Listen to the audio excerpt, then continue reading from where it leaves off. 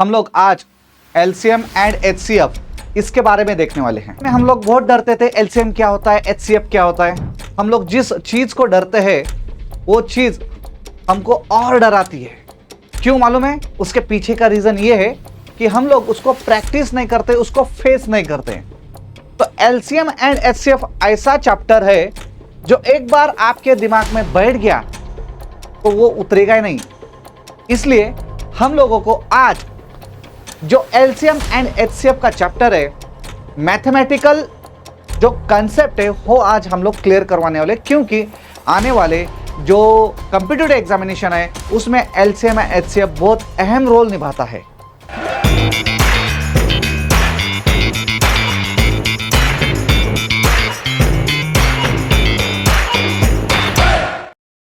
जय हिंद दोस्तों। तो दोस्तों, मैं उमेश पाटिल इस साकार फाउंडेशन के यूट्यूब प्लेटफॉर्म पे आपका बेहद स्वागत करता हूं। आपने इस चैनल को सब्सक्राइब नहीं किया होगा, शेयर नहीं किया होगा तो जल्दी से करवाओ, क्योंकि हम लोग एलसीएम एचसीएफ के बाद ऐसे ऐसे वीडियो बनाने वाले हैं जो आपकी जिंदगी बदल देंगे। तो चलिए एलसीएम एचसीएफ क्या होता है सबसे पहले समझ के लेते हैं। तो देखिए, जो बेसिक कंसेप्ट है बचपन में हम लोगों ने जो पढ़ा था एलसीएम एंड एचसीएफ के बारे में, जो फॉर्मूले पढ़े थे वो फॉर्मूले हम लोगों को याद रखने की ज्यादा जरूरत नहीं है। उसके पीछे का रीजन ये है कि हम लोगों को अगर कॉम्पिटिटिव एग्जामिनेशन के हिसाब से एलसीएम एचसीएफ अगर सॉल्व करना है तो दो तरीके होते हैं। पहला है आपका गाउठी मेथड, जो मैं हमेशा बताता हूं, और दूसरा होता है शॉर्टकट बूस्टर मेथड। अब देखिए, गाउठी मेथड जो है ना, एलसीएम एचसीएफ में नियर अबाउट 10-20% आप लोग यूज कर सकते हो। 80% क्वेश्चन में हम लोग बूस्टर ट्रिक्स यूज कर सकते हैं, जो कि मैं आज आपको बताने वाला हूं। पर उसके पहले सबसे पहले तो हम लोगों को एलसीएम और एचसीएफ क्या होता है, उसका कंसेप्ट क्या है, वो समझ के लेना है। बहुत सारे बच्चों को ये कंसेप्ट पता नहीं है। अगर ये कंसेप्ट पता नहीं है तो हम लोग सॉल्व नहीं कर सकते। समझ में आया? तो चलिए देख लेते हैं। अब देखिए, इसमें एलसीएम एंड एचसीएफ क्या चीज है वो मैं सबसे पहले बता देता हूं। सपोज मैंने अगर पूछा आपको बच्चों 14 एंड 6, इसका एलसीएम एंड एचसीएफ हम लोगों को निकालना है। तो सबसे पहले हम लोग कंसेप्ट समझते हुए देखेंगे 6 एंड 14, इसके टेबल में आने वाले जो नंबर है वो हम लोग यहां पे लिखेंगे। ठीक है, जैसे कि 14 एंड 6 है, या 14 के जगह पे मैं थोड़ा सा अलग नंबर लेता हूं, आपको थोड़ा सा समझने के लिए दिक्कत ना हो इसलिए 8 लेता हूं और 12 लेता हूं। ठीक है, अब देखिए 8 के टेबल में कौन से नंबर आ रहे हैं? 8, 16, 24 और बढ़ते जाएगा और बढ़ते जाएगा। सिमिलरली 12 के टेबल में कौन से आएंगे? 12, 24, 36,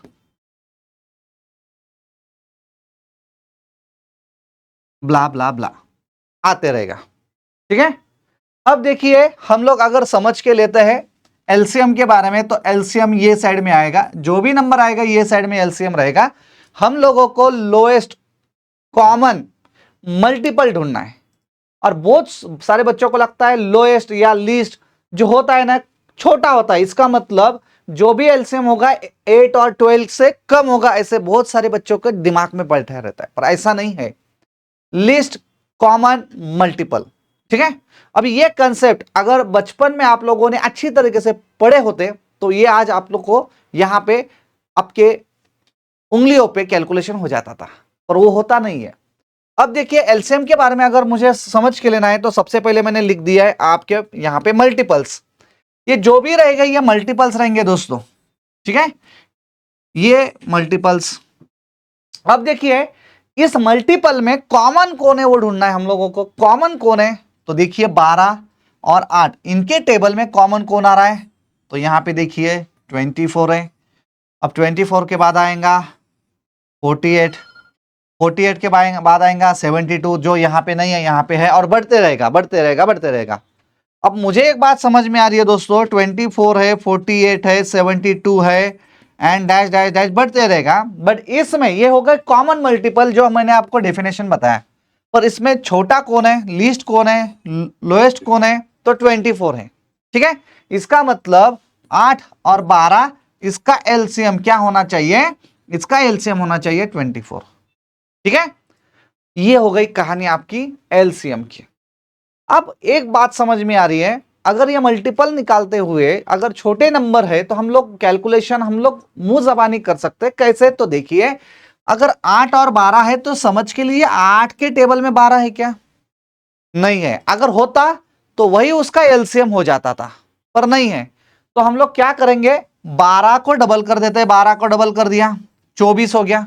अब 12 को डबल कर दिया, इसका मतलब 12 के टेबल में 24 है। ठीक है, 8 के टेबल में 24 है क्या है, तो वही उसका एलसीएम है। ध्यान में रखना, ये कैलकुलेशन एकदम शॉर्टकट हम लोग कर सकते हैं एलसीएम के बारे में।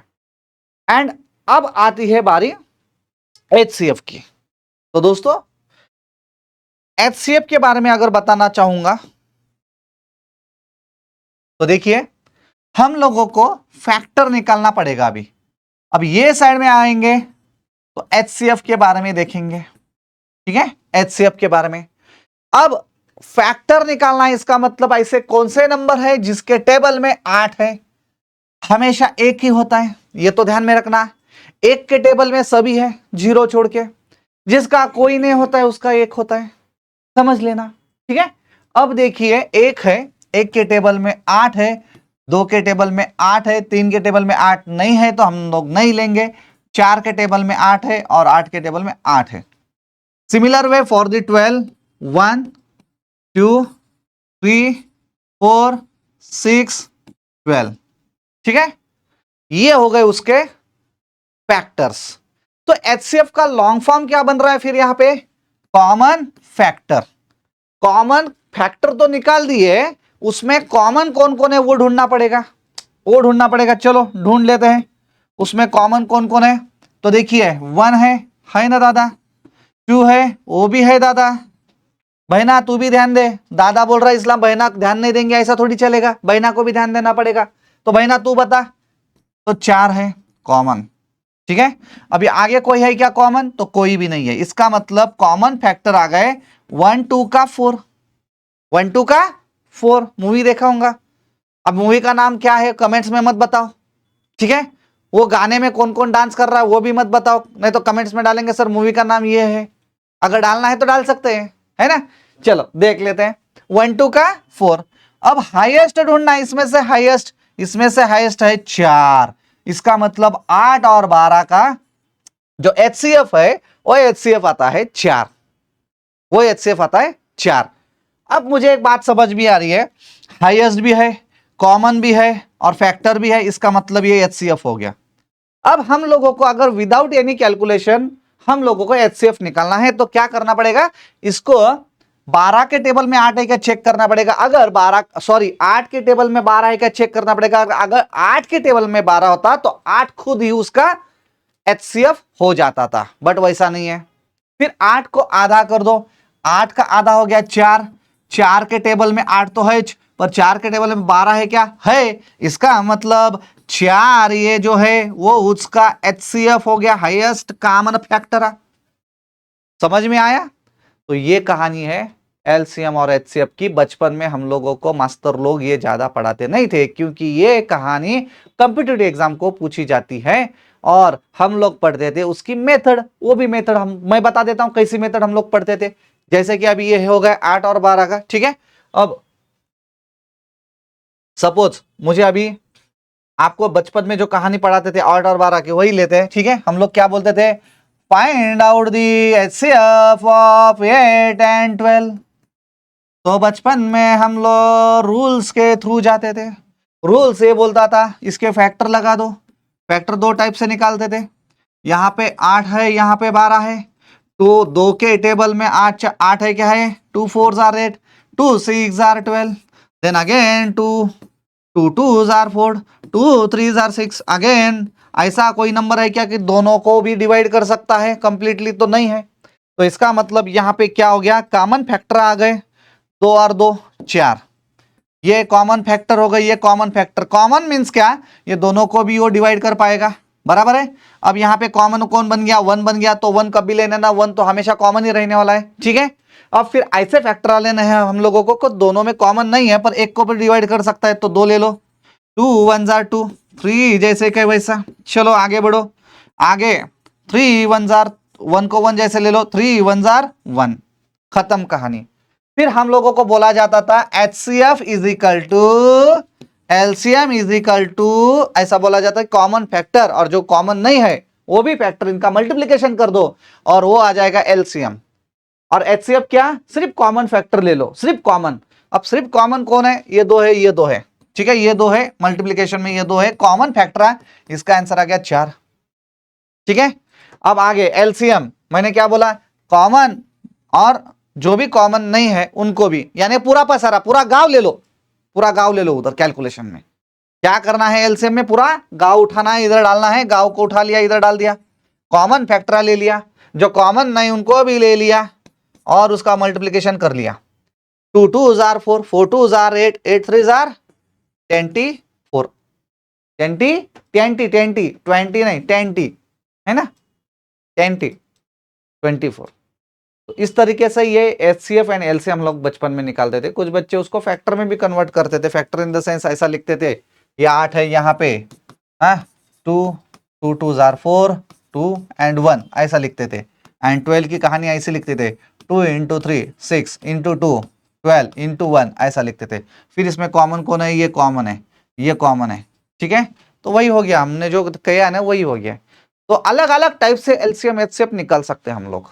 तो इस तरीके से ये बेसिक कंसेप्ट मैंने आपको आज पढ़ाया है। इसके ऊपर आज एक ही क्वेश्चन लूंगा मैं, 2 क्वेश्चन आपको होमवर्क को देने वाला हूं आज, ठीक है। तो वो भी आपको कमेंट्स में उसके आंसर देना है, सर ये आंसर है या नहीं है, ठीक है। चलो देख लेते हैं कौन सा क्वेश्चन है फिर। हाँ, अब देखो मैंने कोई कुछ बेसिक क्वेश्चन जाने से पहले और एक सवाल मैं आपको देता हूं जो आप सॉल्व कर सकते हैं क्या, देख लो। जैसे कि मैंने आपको अगर पूछा 10 है एंड 10 के जगह पे मैं लेता हूं 5 एंड 11, इसका LCM एंड HCF बताओ, LCM एंड HCF बताओ, ऐसा मैंने आपको पूछा, तो बताओ क्या आंसर आना चाहिए। तो ये बेसिक कंसेप्ट में दूसरा पॉइंट ऐसा है शॉर्टकट का, अगर 2 प्राइम नंबर होते हैं, कितने प्राइम नंबर होते हैं, 2 प्राइम नंबर होते हैं, उसका शॉर्टकट यहां पे है। क्या शॉर्टकट है, तो देखिए 5 and 11 is the prime number, 5 भी प्राइम नंबर है, 11 भी प्राइम नंबर है, ठीक है। बट इसमें इसके LCM अगर निकालना है प्राइम नंबर के, तो LCM हमेशा क्या होता है, उनका मल्टीप्लीकेशन होता है, 11 5 जार 55, ठीक है। और हमेशा HCF कितना होता है रे दादा, जिसका कोई नहीं होता है उसका 1 होता है, 1 होता है। तो ध्यान रखना, प्राइम नंबर जहां पे 2 prime number, 2 prime numbers, if 2 prime numbers are there, then the LCM will be the product of that 2 number and HCF will be always 1, always 1। समझी गए हो, बुझी गए हो, समझ में नहीं आया तो वीडियो रिपीट कर लो, दूसरा कुछ प्रॉब्लम यहां पे होगा तो कमेंट कर लो, ठीक है। चलो, तो 2 प्राइम नंबर के बारे में मैंने आपको बता दिया, यानी कि पहला मैंने बेसिक क्लियर करवा दिया, दूसरा पॉइंट मैंने प्राइम नंबर के बारे में क्लियर करवा दिया, और तीसरा अभी पॉइंट मैं ये क्लियर करवा दूंगा जो कि सेम रूल है। अगर मैं आपको पूछूंगा कि दादा 5 एंड 6 इसका LCM क्या है, HCF क्या है, तो बताओ बताओ। तो सेम कहानी जो प्राइम नंबर को है, तो देखिए अगर 2 कॉन्जुगेटिव नंबर आते हैं तो उसका HCF उसका प्रोडक्ट होता है, उसका HCF ऑलवेज 1 होता है। तो प्रोडक्ट यानी क्या होगा, 5 गुना में 6 होगा, उसका आंसर 30 आएगा। तो ये कहानी है जब 2 नंबर लगातार होते हैं उसके बारे की, समझी गए हो, तो ठीक है। अब देखिए ये कहानी मैंने बता दिया, थोड़ा सा एडवांस लेवल का क्वेश्चन लेते हैं और हम लोग यहाँ पे रुकेंगे आज के दिन। तो एडवांस लेवल का थोड़ा सा ऊपर का लेवल का क्वेश्चन ये आपके रहा आपके सामने, चाहिए तो मैं इसको हिंट देता हूं और आप इसको कैलकुलेशन करके कमेंट्स में इसके आंसर देंगे। Question is that 6 bells commence tolling together and toll at intervals of 2, 4, 6, 8, 10 and 12 seconds respectively. In 30 minutes, how many times do they toll together? कहानी ऐसी, अभी थोड़ा हिंदी में समझा देता हूं, ठीक है, क्योंकि मेरा ना थोड़ा सा इंग्लिश का और मेरा थोड़ा सा वांदा हो जाता है, तो अभी आपको हिंदी में थोड़ा समझाना पड़ेगा ना। तो हिंदी में ऐसा है, तो समझ के लीजिए। उसने बोला है 6 बेल है, 6 बेल यानी क्या, बजने वाली बेल रहती है ना, बजने वाली, स्कूल में होगी या हम लोग मंदिर में जाते हैं, तो ऐसी कोई बेल है। कितने बेल है, तो 6 बेल है। पहली बेल, दूसरी बेल, तीसरी, चौथी, पांचवी और छठी। तो उसकी बेल की खासियत ये है, बहुत लाडली है ना वो, तो खासियत ये है कि पर्टिकुलर टाइम में बजती है। कैसे, तो देखो, वो जो पहली वाली बेल है सेकंड में दिया हुआ है, किसमें, सेकंड में। तो पहली वाली जो बेल है ना, वो बोल रहा है कि पहली वाली बेल 2 सेकंड में, हमेशा आफ्टर 2 सेकंड में बजती है। दूसरी वाली 4 सेकंड में, तीसरी वाली 6 सेकंड में, चौथी वाली 8, पांचवी वाली 10 एंड 6, 12। ठीक है।